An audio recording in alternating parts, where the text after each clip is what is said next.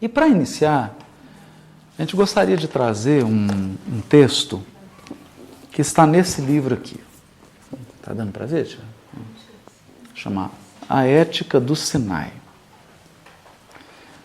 Esse livro foi editado pela Sefer, uma editora judaica brasileira, e ele é o comentário do Irving Boone.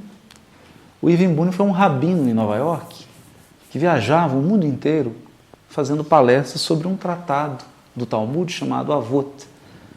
Esse tratado do Talmud, ele examina as questões éticas, comportamento ético, moral, resume, é como se fosse um código de ética dos judeus. Esse é o tratado. E o Irving se tornou famoso, mundialmente conhecido, por conta das interpretações dele muito interessantes, muito práticas, e feitas para o homem do século XX, para a vida do século XX.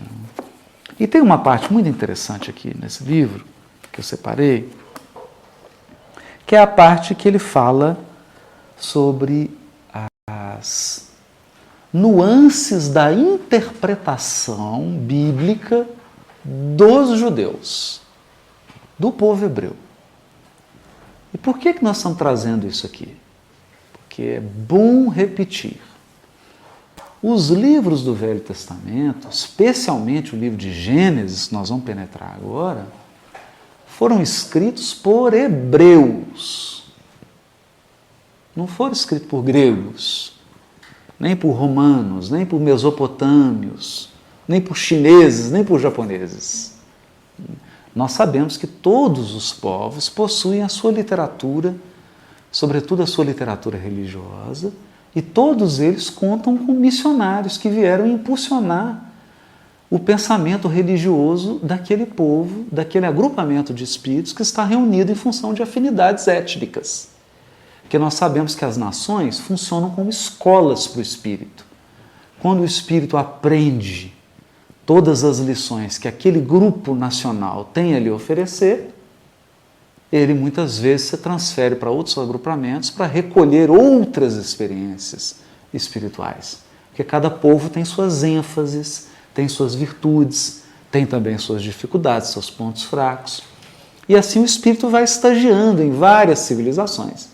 Mas o certo é que a literatura do Velho Testamento é um patrimônio cultural, é um patrimônio espiritual do povo hebreu.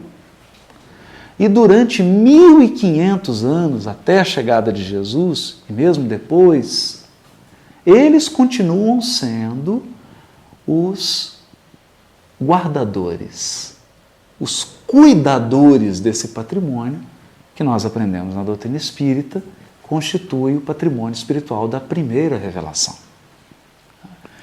Então, é importante a gente ter um senso de propriedade. Eu não vou aprender sobre I Ching, sobre literatura religiosa da China, com brasileiro. Não vai ser no seio da sociedade brasileira que eu vou encontrar os mestres da tradição do I Ching. Naturalmente, que eu preciso deslocar-me ou conviver com pessoas que são oriundas da China, que aprenderam dos seus pais, dos seus avós, dos seus bisavós, dessa tradição espiritual e a ensinam. É assim com yoga, é assim com karatê, com kung fu, é assim com todas as áreas.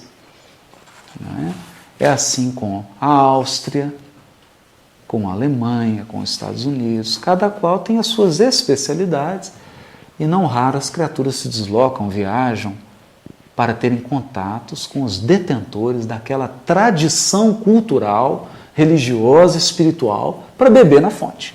Então aqui nós estamos trazendo para beber na fonte. O que nós estamos querendo beber na fonte? Olha o que ele diz aqui. Muito bem.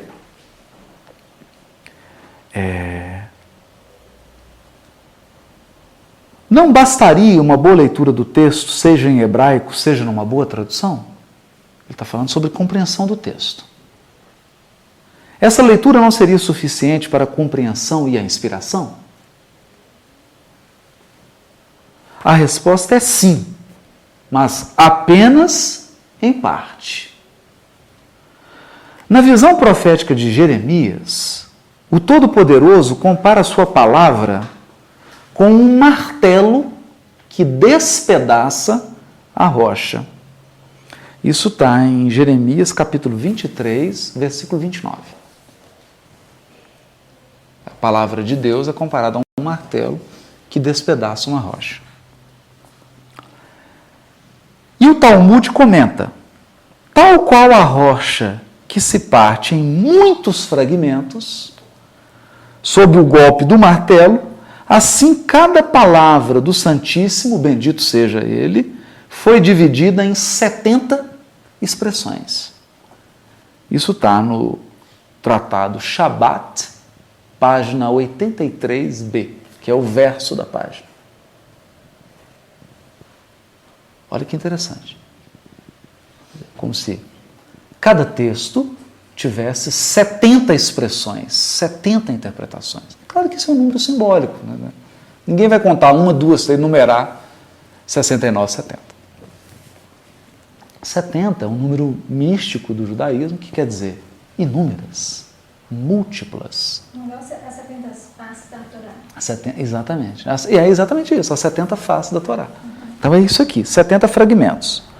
Assim como a rocha se despedaça sob o golpe do martelo, diz novamente o Talmud, um versículo das Escrituras Sagradas pode admitir muitos significados. Isso está no Tratado Sanhedrin, página 34, frente, letra A.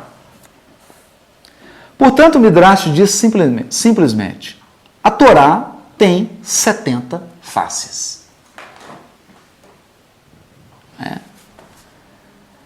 Isso está no Midrash Rabbah de Números, capítulo 13, versículo 15. E isso está também no Zohar, que é o livro da Kabbalah.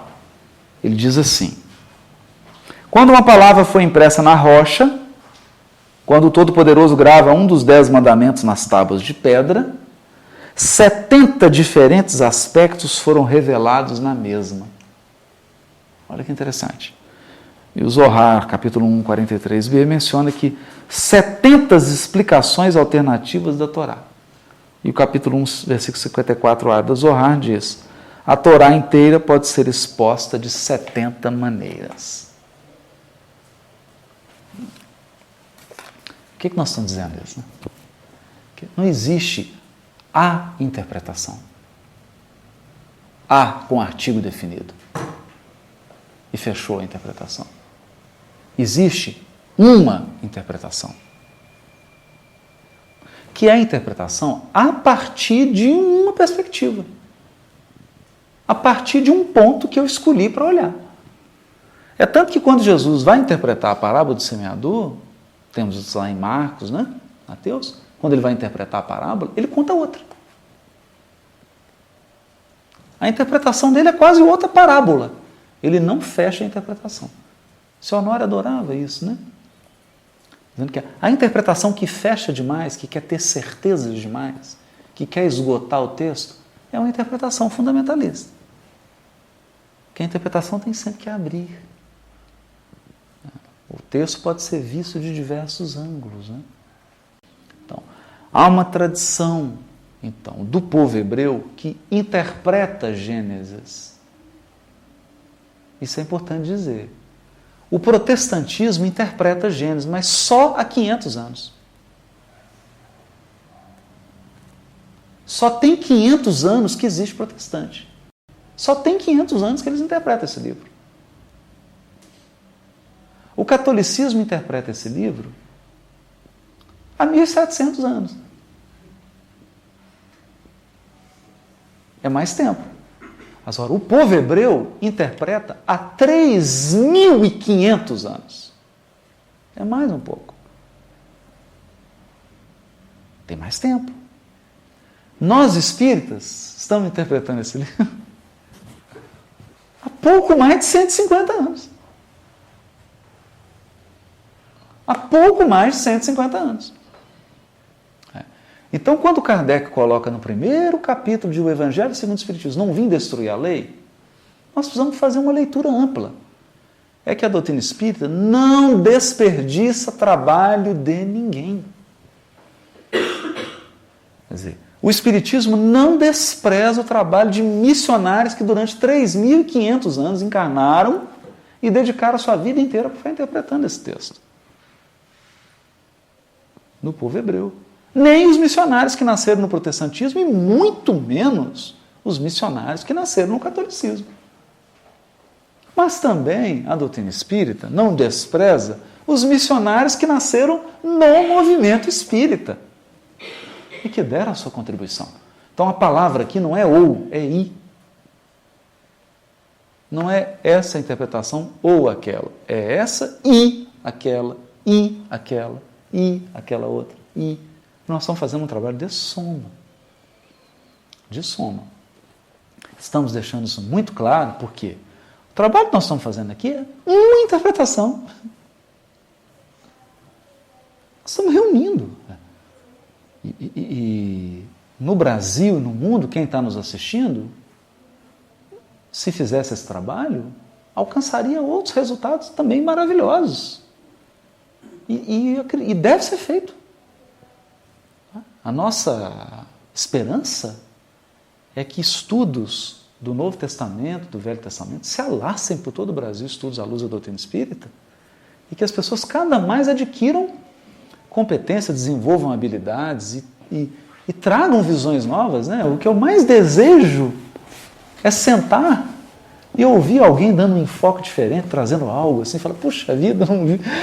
Que legal, eu não tinha percebido isso. Isso é maravilhoso. E esse é o espírito. O nosso espírito é esse. Não é? Então, nós estamos juntos aqui para que cada um traz ali um pedacinho da rocha. Que a rocha foi despedaçada em vários fragmentos. Ô, Cláudio. Nos parece também que é importante a gente lembrar que todo o conhecimento que nós temos hoje, mesmo trazido pela doutrina espírita, ele respeita uma linha também que é de, acho que a palavra correta seria de tradição. Não excluímos, não dá para você ter um conhecimento hoje que exclua todo um passado, é uma construção paulatina que mesmo o saber de hoje, ele se baseia numa tradição e vai se ampliando esse conhecimento, né? Essa palavra que você trouxe, não dá para ser ou de exclusão, né? Mas sim um i de somatório. Exato. Eu acho que é muito adequado. Fantástico. E também acredito que nós, espíritas, deveremos enxergar isso, não desrespeitando também, né, as contribuições passadas. Como se nós estivéssemos gerando algo extremamente assim, novo, né, no sentido de ser respeitado, que já foi construído. Que já foi construído, da tradição, né? Da tradição. Repete o do... Então, parece que o Cláudio Marins leu o parágrafo seguinte que eu vou ler agora, né? Que ele está falando da tradição, e é exatamente, ele está falando que nós não devemos desrespeitar a tradição do que já foi feito, porque nenhum conhecimento se dá sem uma tradição.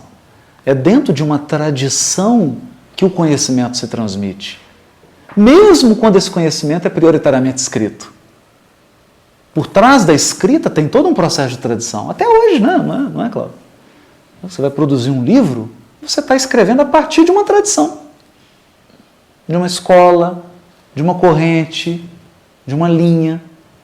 Então não podemos desprezar. E é o que ele vai dizer aqui. A linguagem da Torá, tanto sobre a forma escrita quanto sobre a forma oral, porque os hebreus distinguem de Torá escrita e Torá oral. Torá oral é a tradição milenar. Tradição milenar.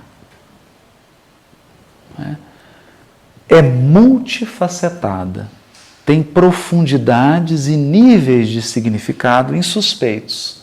Se você tomar o sentido literal, tomando-o apenas superficialmente, não verá o esplendor e a glória que ele oculta. Olha que bonito. Então tem a tradição e o texto. Então nós vamos trazer aqui o texto, Gênesis, na tradução em português e no original em hebraico. Mas nós vamos trazer a tradição interpretativa hebraica, a tradição interpretativa protestante, a tradição interpretativa católica e a tradição interpretativa espírita. E juntar. E aí nós vamos ver que o texto vai ganhar uma beleza, vai ganhar contornos, que se você fizer uma leitura apenas sozinho, você não vai conseguir. Por quê? Porque nenhum encarnado é capaz de fazer sozinho o que centenas de missionários fizeram em 3.500 anos. É impossível. Ninguém cria algo totalmente do zero. Isso não existe. Isso não existe. Nós temos que avançar? Temos. A doutrina espírita dá uma ferramenta para que a gente possa avançar a interpretação do Gênesis? Dá. Dá. E o nosso propósito aqui é esse. É abrir caminhos que não foram abertos. Por quê? Porque nós vamos utilizar elementos da doutrina que não foram aplicados ao texto. Mas, sem ser ingênuos de imaginar que tudo que nós estamos fazendo aqui é original, que nunca ninguém pensou nisso, porque isso não é verdade. Não é verdade. Não é? Nós temos, todos sabemos, uma tradição aqui em Belo Horizonte, uma tradição verdadeira em Belo Horizonte, não é? Dos Hebreus, de interpretação do Velho Testamento. Nós temos, por exemplo, Caibá Schutel, que tem uma tradição de interpretação do Velho Testamento. São autores que escreveram sobre isso. Temos o Pastorino, escreveu alguma coisa. Então, nós temos outras tradições. E temos na obra de Chico Xavier, que está, assim, repleta de interpretações subliminares do Velho Testamento.